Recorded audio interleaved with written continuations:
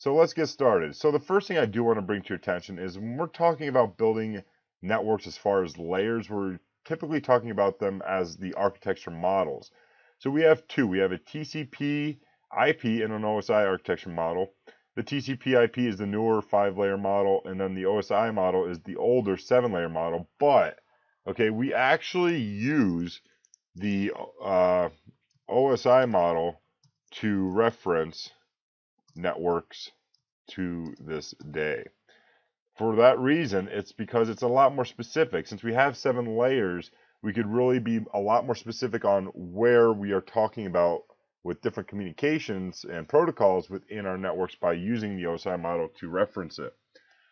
Now, when we're talking about networking, we're typically only concerned with layers 1 through 4. Now, some may argue we're only concerned with layers 2 through 4. And that's actually 100% correct. For the communication of our data through a network, we are only concerned with layers 2, 3, and 4. However, I don't 100% agree with that because for our communication to communicate through a network, we need to be concerned with layer 1, the physical layer, which is our cabling and the transmission of all the bits going through our cable media, the Cat5, Cat6, Cat6A, whatever. Okay, you need to know that. When we're connecting different devices, okay, we need to be able to connect them using that physical layer. Layer 2 will be our data link layer, switching, and with switching we're concerned with physical addressing or MAC addressing. Layer 3 is our network layer, which we're concerned with the IP protocol or routing. Now, one thing to also keep in mind is routers are the only devices that separate broadcast domains. And when we talk about broadcast domains, you could think of them as the same as a network or a subnet of a network. So when we talk about a broadcast domain being separated, it's just a completely different network.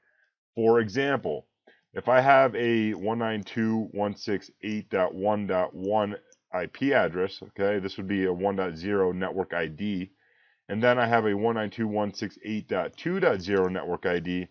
Since this is a Class C 24-bit mask, okay, which is a Class C, so we're only worried about the first 3 octets. Since this third octet here, the 24th bit in the mask, is a 2 and this is a 1, we know these are 2 separate networks. So if we're talking about a layer 2 network and we implement multiple subnets like this right here, right, they will not communicate. They need to be in the same broadcast domain unless we have a router which will now communicate these 2 different broadcast domains, or again subnets, together. Layer 4 is a little bit outside of the scope of this course, but it's important to know that that is included in the whole conversation of networking, because this is where we're talking about the transport layer, and we are concerned with the ports that are being utilized, like what ports are being opened for our communication process to take place. Another very important thing, out of a box, a router will not work. Remember, we mentioned that previously. We actually need to configure routers to be able to communicate and work. All interfaces on a router are shut down by default. On the other hand, with a switch, okay, so I'll just say switches, not switched, switches work right out of the box. We do not need to configure them. We could plug right into a switch and they will work.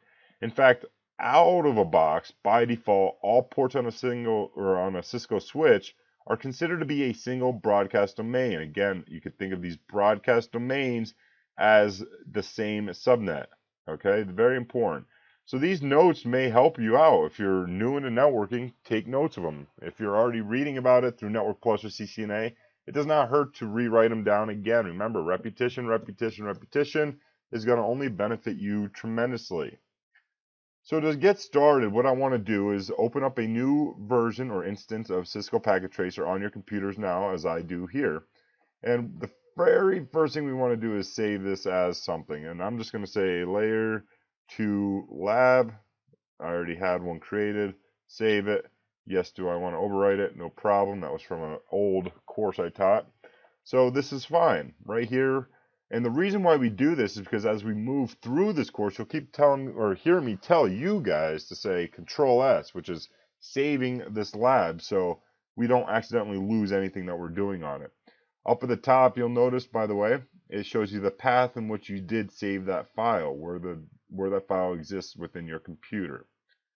Since we are talking about layer 2 in this section of the course, what do you think we need to do? What media or what hardware devices are we adding into this topology? Switches. So we could go down here, since we are already in network devices, right? We have routers, we have switches, we could click switches. And for this course, we're just going to use the 2960. So you can see I'm clicking and dragging, or I could just click it once again as a review, click it again and drop it, and all is hunky-dory. Now, I do want to, in fact, rename these switches. I'm going to go ahead and rename this one to left switch, just to keep things simple, and I'm going to name this one right switch. All right, nothing crazy, simple. Again, it's just good to keep good documentation, just better helps you throughout your studies. Now, since these are like devices, we're actually going to use a crossover cable to connect these two. So if I go over to my lightning bolt here, which is my connections, you'll see our crossover cable is this guy right here with the 3 dotted lines. Now, on a lot of newer equipment that you run into today, in fact, within the past several years, our Cisco switches have what's called auto sensing. So it's automatically going to determine if I am plugging into another switch or a host. And since I'm plugging into another switch, it's going to say, well, I need to flip out my input and outputs, or essentially transmit and receives, to be able to send and receive information to the same device, okay? Because the devices by default are accepting the same as the other switch, so it would just conflict. Thinking about all these broadcast domains, remember I said switches work out of the box. We do not need to reconfigure the ports or anything for them to work. So if we used a straight through cable here, the switch is smart enough to say, you know what, we need to reformat or reprogram that specific interface, only that one interface, to reverse the transmit and receive so it works properly. But for your studying, you need to know these cables. We're going to use a crossover cable. So I'm going to be consistent. I'm going to plug in a crossover cable to Fast Ethernet 01 on the left switch, over to the right switch into Fast Ethernet 01 as well. Again, consistency just really helps you understand as you move forward. The next thing we want to do is actually kind of hover over the switch. So we're talking work. All ports on a Cisco switch are considered a single broadcast domain or in the same subnet by default. So I could plug in any device into any single one of these available ports on this switch, and they have to be in the same subnet because they are going to be considered one broadcast domain. We'll bring that up here in a second in further detail. The next thing I want to do is actually add our host devices to these, our switches here. So let's go to end devices. End user devices are essentially hosts, right? So we could just add a generic PC. I'm going to go ahead and add a laptop here. Nothing crazy, just something simple. I'm going to add we could add another laptop over here if we wanted to. Again, you could add whatever you fancy. And I'll add a server. So we'll use 192.168.1. Now, I typically use .1 as a default gateway, so we're not going to use that here.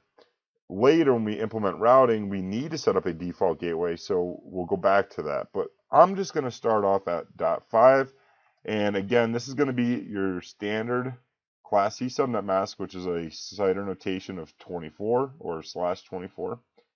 The laptop, we could give 192.168.1.6/24. This laptop, what do you think? 192.168.168.1. Now, one thing I do want to do is address these in the name. Now, when I address them here in the name, that's not affecting the physical address on that actual end user device. It's just it's a visual aid for us to be able to determine what that computer is, and it just helps us later on when we're trying to test different connectivity between devices. 1.7/24, and then our server, we could do a 192.168.1.8/24. Again, I'm just keeping these consistent just to make our lives a little bit more simpler as we go ahead and learn all these different technologies and build our topologies. As you can see, I try to make things nice and neat.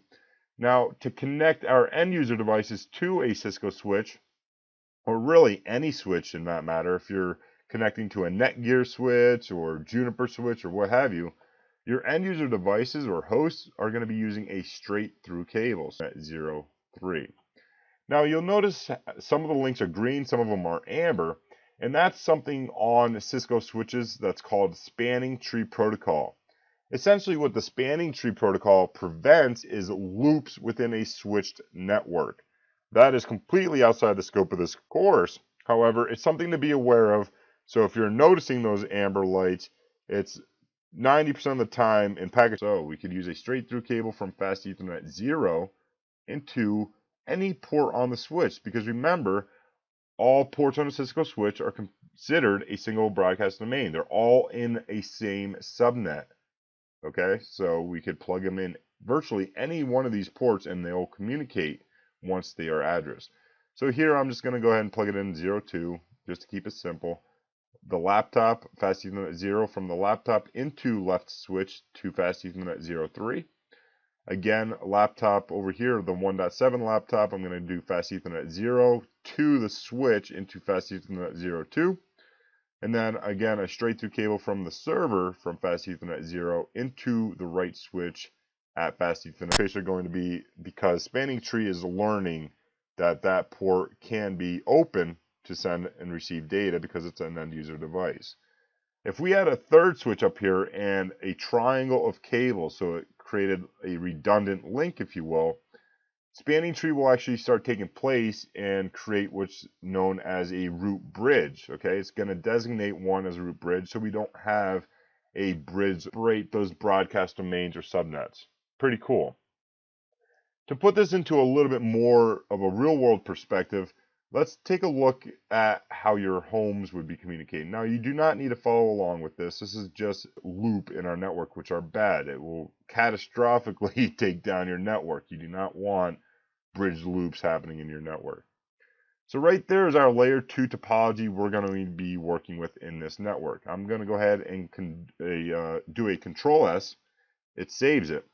Now, when I'm talking about this is going to be a single broadcast domain, I'm just going to grab my circle here. You do not need to do this. I mean, you can if you want. And we'll just use a light green of some sort. And if I draw a circle here, when I'm saying the same broadcast domain, I simply mean any device that falls within this green circle must be in that same subnet. As I talked about over here, everything that we address these end user devices are in the 1.0 network, right? 1.5, 1.6, 1.7, 1.8, meaning they can cross communicate. They will be. In the next section, or next lecture, we'll cover that.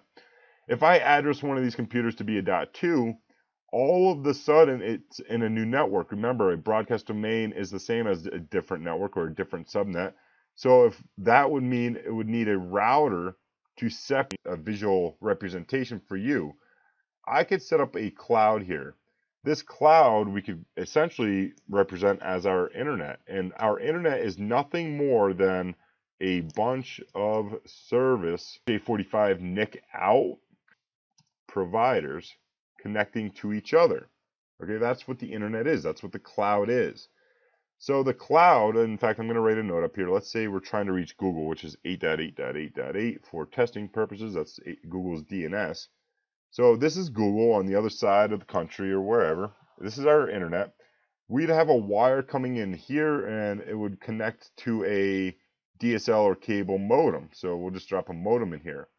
In your houses, however, you would have a Linksys router of some sort. In fact, we call these more or less as like a gag joke in the industry, a swouter, because they are switches and routers. In fact, if I hover over this router, you're going to see we have 4 Ethernet ports which are switched. And that's just like how your home networks would be. Pretty cool, right? So now, for example, maybe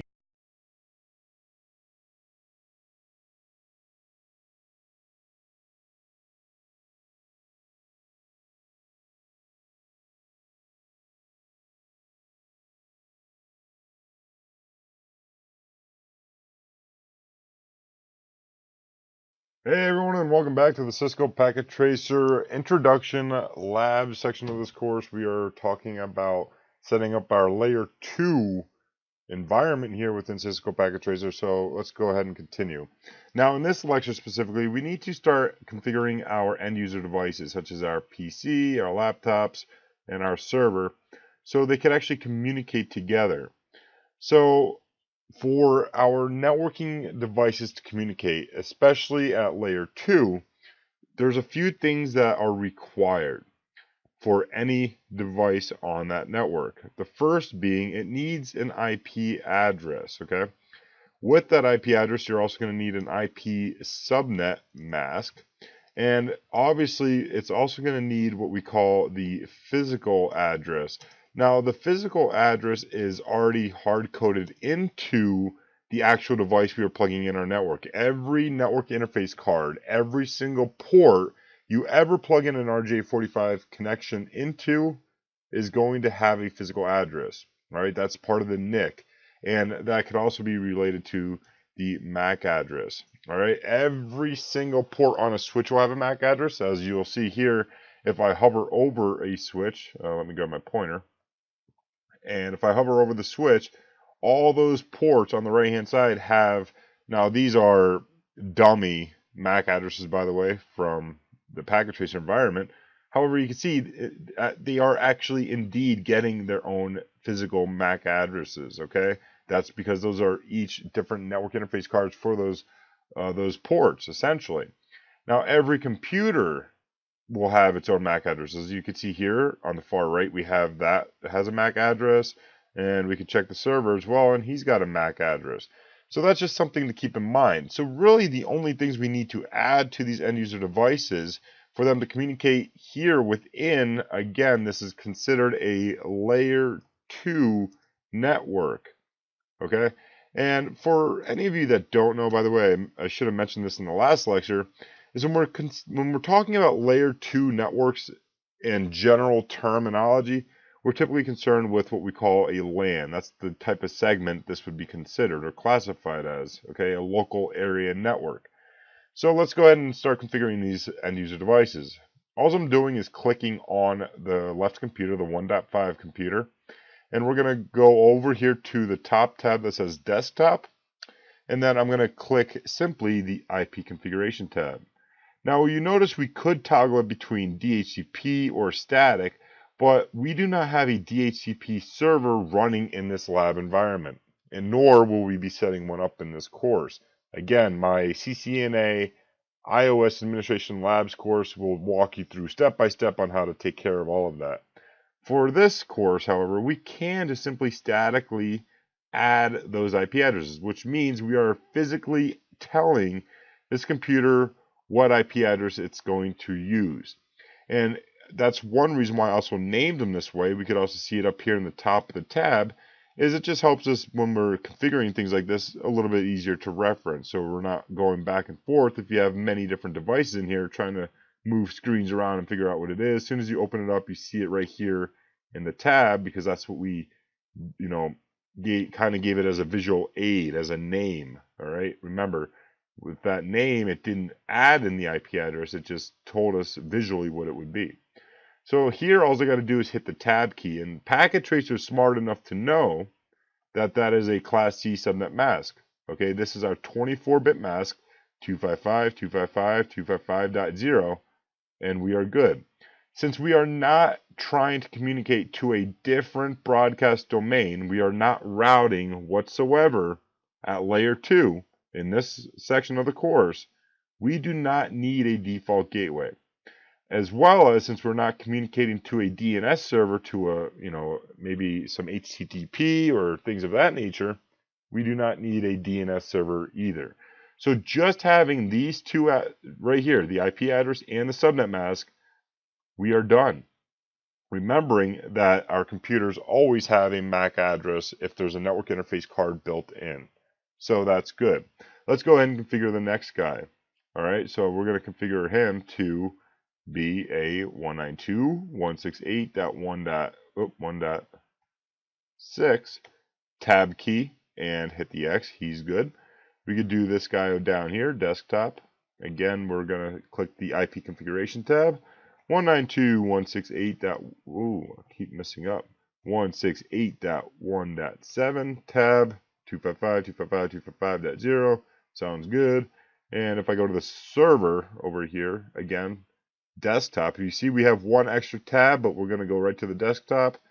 IP configuration. Static is going to be 192.168.1.8, 255.255.255.0.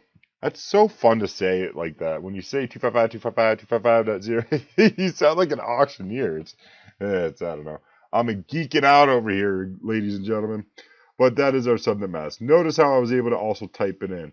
So for example, if we used some subnetting within Packet Tracer with a Class C IP address, but we wanted to use, maybe instead of, so I'm just doing this as an example. Do not follow along. This will not do anything. That's not going to work. If I said a CIDR notation of 30, see, it won't work. Okay, I can't do it. So 192.168.1.8. But if I wanted to change this maybe to a class 16 or a CIDR, like a 16-bit mask, I could just manually type it in and it'll work. But Packet Tracer's smart enough to know if it is a classful address to use the default class full mask to that network ID that we are giving it. Okay, just a little side note there. So he's done. We can close that out. Awesome. So now what can we do? Well, we could test network connectivity, right? So we could go ahead and take this computer 168.1.7. Now, before I, continue going through all these, it's always good to do this and try to ping our server. In fact, we could try to ping each one of these devices and it should work. So actually, let's first try to ping the 1.6. And just like on your regular computers, you go to a command prompt. Now notice, I am still in the desktop tab on this computer, clicking command prompt, and I'll simply say ping 192.168.1.6.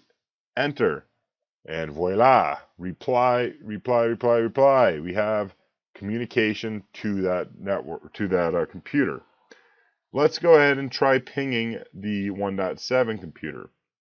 So let's go say ping 192 as you're building your labs, test your network connectivity.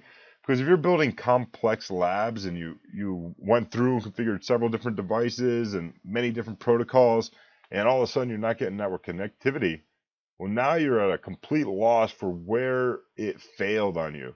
So if you test your network connectivity as you're moving forward and building your labs within Packet Tracer, and essentially it's kind of the same way in the real industry. As we're building new network designs, we always keep testing as we move forward before we make it live. That way, if something does fail, it's easier to find that root cause and we could fix that issue a lot easier, opposed to having several different devices all configured and then running a whole bunch of different protocols. Now we're going to spend hours upon hours. We have communication. Fun stuff. But I want to go back and talk about those broadcast domains a little bit. Let me pull up this notepad. So remember, all ports on a Cisco switch are considered a single broadcast domain. Great. Routers are the only devices that separate broadcast domains, or essentially subnets. So right now, our network ID for the network we are working on here is all the 192.168.1.0s. 1.0 is just the network ID. 1.1, 1.2, 1.3, 1.4, 1.5, all the way through 1.250 in some situations, actually trying to find where something went wrong. So that's just a little side note. Now also, I'm just going to hit the up arrow. Notice that your keyboard shortcuts within Packet Tracer work just like on your computer. If I hit the up arrow, you see it brought ping back. I can just hit the backspace, type in the number 8, hit enter, and voila. Ladies and gentlemen, 54. Okay, 255 is reserved. You'll learn that in subnetting. But that's the address range for this network ID. Let's go ahead and change one of these computers to a 2. something. Okay, so let's go ahead and take a look at that. I'm just going to click the server, and we're just going to change him. You don't need to really follow along with this if you don't want to, but maybe you do. So go ahead. I'm just going to do 2.1. I'm going to change it back here in a second. But now notice that we did indeed communicate to the 1.8 computer. Now notice the name didn't change here, even address. Let's go ahead and take a look. Hit enter. Moment of truth. Bump it a bump it a bump bump bump bump it a bump it a bump bump bump bump it a bump bump. Ooh. Request timed out. Why is that? Because again, it's a different subnet, which means it's going to be a different broadcast domain. So for this network, which is the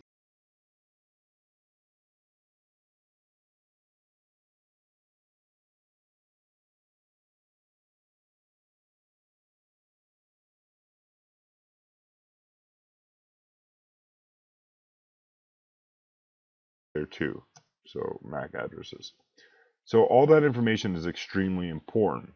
And the reason for that is because we're going to notice, even though we're talking about a layer 2 network and ARP is a layer 2 protocol, it's going to end up needing that IP information to figure out where a device is on this local area network. So essentially, an ARP is a broadcast that's going to go out to every single device that it does not know about. And then it's going to, the device that answers and says, hey, yes, this is me, is going to go ahead and send that information back, and then it'll do what it's supposed to be doing, whether it's an ICMP protocol or whatever, what have you.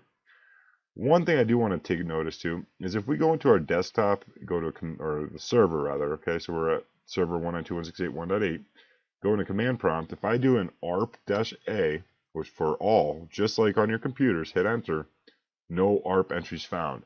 So this computer, or the server rather, has no idea where any other device is on the network. And same thing with this guy. If we go in here, not terminal, sorry, keep clicking that, command prompt, there we go, and do an arp-a for ARP all. Again, he doesn't know where anything is on this network yet either.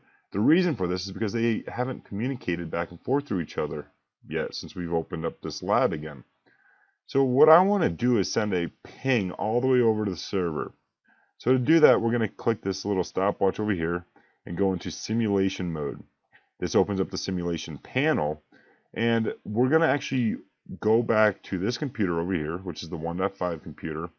And if I go to the command prompt and simply say ping 192.168.1.8 for our server and hit enter, let's watch what happens.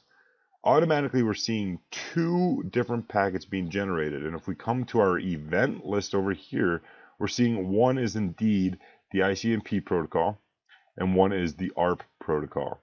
Okay, now what's going to go first? Well, since we don't know where anything is in this network yet, it needs to send that ARP broadcast out.